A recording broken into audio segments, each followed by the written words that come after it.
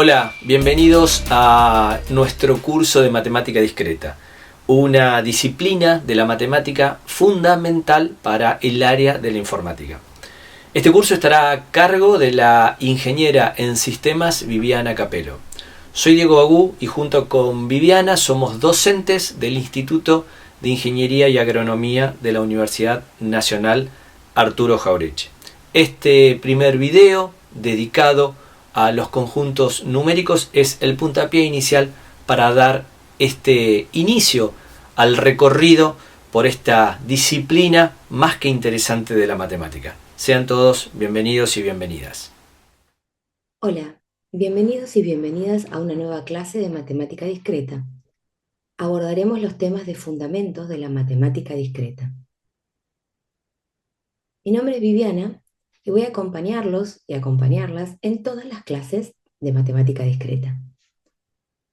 Por una cuestión de familiaridad, pensé en tener un avatar, así que esta es la imagen que van a ver cada vez que escuchen esta voz. Hoy vamos a hablar sobre conjuntos numéricos. ¿Qué son los conjuntos numéricos o cómo los tenemos presentes en nuestra vida cotidiana y cómo han llegado a formarse de la manera que los tenemos hoy a lo largo de la historia de la humanidad? La primera pregunta que nos hacemos es ¿por qué tenemos que estudiar números? Los números son los elementos que responden a preguntas humanas o a necesidades de poder contar con algo que nos exprese ciertas cantidades. Son clave para el razonamiento matemático y en función de ciertas características se agrupan determinando un conjunto específico. Los primeros números que se crearon son los números naturales. Estos números se pueden finitamente determinar. Obviamente que hay que escribir puntos suspensivos porque su cantidad es infinita. Esta notación de la letra n es la que utilizamos para los números naturales. Tiene algunas propiedades a través de la suma y de la multiplicación y no conserva las propiedades de cierre para la resta y para la división. ¿Cuándo se utilizan los conjuntos numéricos, siendo este el número natural protagonista? Cuando queremos, por ejemplo, contar planetas o de manera ordinal ubicar una posición, o poder decir cuántos estudiantes tengo en el aula, cuántas vacas tiene un granjero, o elementos que para cada posición le corresponde un único número. Vamos a decir que si los ubicamos en una recta numérica, a la derecha del cero y de una unidad en una unidad, tengo representados estos números, que son infinitos y son positivos. Esa cardinalidad que presentan los números sirven para ubicar posiciones, puntos de partida o representar propiamente la nada de donde inicia. Hay algunos autores que incluyen al cero como un número natural, ampliando este conjunto con un número más. Luego, a la izquierda del cero, también se vivenciaron elementos que se consideran los números negativos. Esos números negativos, en conjunto con los números positivos, amplía el campo numérico al conjunto de los números enteros. Estos números enteros lo que permiten es expresar deudas, niveles por debajo del piso, subsuelos, niveles debajo del mar, y todas aquellas expresiones naturales que nos permiten decir dónde estamos a la izquierda de un punto de partida. Cuando yo tomo dos números enteros, los puedo dividir, puedo aplicar el cociente en un formato de fracción siempre que el denominador sea distinto de cero, encontramos estos nuevos elementos que se denominan fracciones. A sobre B. A es el numerador, B es el denominador y forman un cuerpo cerrado para la suma, la resta, el producto y la división. Acá tenemos una imagen donde vemos una variedad de números fraccionarios, su representación, su equivalencia y algunos nombres particulares. A lo largo de la escuela primaria y parte de la escuela secundaria, son números que han sido protagonistas de nuestras actividades matemáticas. La división de dos números enteros también exige conocer ciertas propiedades y cierta ley de signos. Para ello, la división implica que cuando tenga dos números positivos, más por más o más dividido más, el resultado va a ser positivo. Menos por menos o menos dividido menos es más. O sea, signos iguales, resultado positivo. Signos distintos, resultado negativo. Pensar también la división como una operación en la que obtengo un cociente y un resto, de la forma A igual a B por Q más R. Si a B lo multiplico por Q y le sumo el resto, obtengo el dividendo. Por ejemplo, si a 7 lo divido por 2, eso me da 3, porque 3 por 2 es 6 con un resto de 1 para llegar al dividendo original. En este caso, si a 24, que normalmente no lo anteponemos con un signo positivo, lo dividimos por menos 6, me da menos 4, porque 24 dividido 6 es 4, y más por menos es menos. En este caso es dividido, pero nosotros tenemos esa forma de recordarlo con la palabra por. 30 dividido 5 es 6, y que también tiene un signo negativo, menos 30 dividido 5 es menos 6, 72 dividido 8 es 9, y 63 negativo dividido 9 negativo es 7 positivo. No todos los números se pueden expresar como una fracción. No todo número, cuando yo hago 1 dividido 2, encuentro un número decimal con finitas cifras decimales.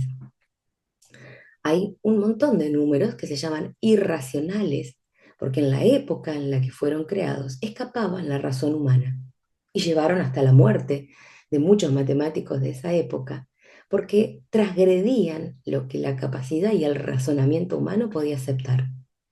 ¿Qué son los números irracionales? Aquellos que cuando yo divido el numerador por el denominador encuentro infinitas cifras decimales. Ejemplo de esto, el número pi, la raíz de 2, el número phi, utilizado en la belleza y en la armonía y en construcciones arquitectónicas muchísimas veces. No pueden escribirse como una fracción y tampoco puedo determinar con exactitud la cantidad de cifras decimales porque ellas son infinitas. Cuando nosotros completamos este conjunto numérico de naturales, negativos con los enteros, fracciones con los racionales, irracionales, nuestro conjunto en el plano bidimensional se completa con el conjunto más superador que tienen estos números. Se llaman reales. Decimos que la conformación del conjunto de los números reales es la unión entre los racionales y los irracionales y quedan representados en una recta real donde están todos ellos ubicados. Entre dos números reales hay infinitos números. Hay tantos números entre el 2 y el 3 como entre el 0 y el infinito. Para ello necesitamos la notación de desigualdad o de intervalo para poder expresar de una forma qué números los contienen, cuáles son sus extremos y dónde están representados en una recta numérica. Los números reales son los números con mayor representación en el campo bidimensional. Todo lo que aprendimos está esquematizado en esta gráfica. Pensar que cada conjunto amplía al anterior significa que lo incorpora y suma otra cantidad de elementos. Todos usan distintos contextos reales porque son aplicados a distintas situaciones. Pensar que usamos cuando medimos una distancia, cuando pagamos en un supermercado, cuando estamos tomando una temperatura, cuando bajamos un piso en un edificio o cuando lo subimos, cuando debemos o cuando pagamos una cuota. Estos números están todo el tiempo en nuestra vida cotidiana y debemos conocerlos para poder trabajar con exactitud a través de las reglas y leyes matemáticas que lo rigen. Ejercitemos un poco antes de despedirnos. Por ejemplo, ¿podríamos clasificar estos números en función del conjunto al que pertenecen? A ver, hagamos lo siguiente. El primero, 9,5. Es un número decimal. Tiene finitas, o sea, significa pocas cifras decimales. ¿Lo puedo construir como una fracción? Sí, 95 décimos. También es un número real, porque como vimos, el conjunto siguiente amplía el anterior. No es un natural, no es un entero y tampoco es un irracional. Menos 6. Signo negativo, es un número entero. A partir de allí también lo puedo escribir como una fracción, con un denominador 1 o un número real. Pero el primer conjunto que lo puede englobar o caracterizar es el conjunto de los números enteros. 45 es positivo, es un número natural. Acá nos encontramos con un número decimal periódico. El 3 se repite periódicamente, infinitamente. Los números periódicos pueden construirse como fracciones con denominadores 9. Esto se escribe 3 novenos, o sea, un tercio. Por lo tanto, es un número racional. La raíz de menos 16 no tiene solución en el campo de los números reales.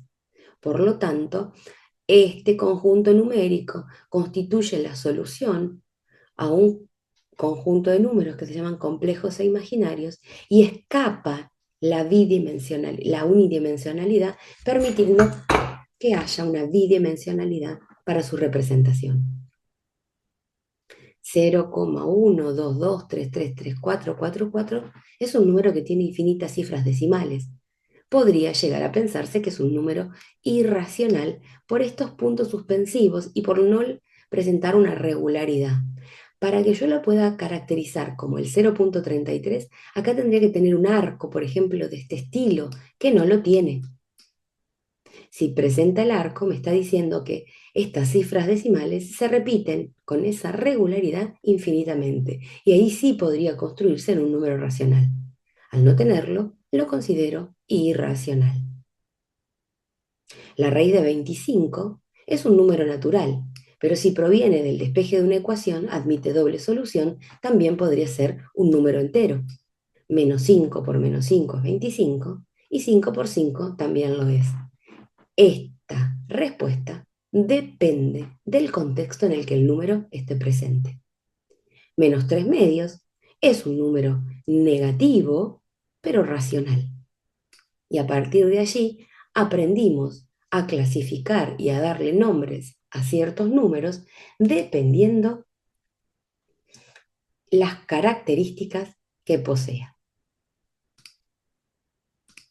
Esto ha sido todo por el primer encuentro. Nos vemos la próxima. Concluimos así nuestro primer video de este curso de matemática discreta. Esperamos que haya sido de tu interés y que sume en gran manera a tu cursada regular. Nos veremos en el próximo de los videos dedicado a la lógica, un área de la matemática sumamente importante en lo que hace a los razonamientos e inferencias de resultados. Chau y hasta la próxima.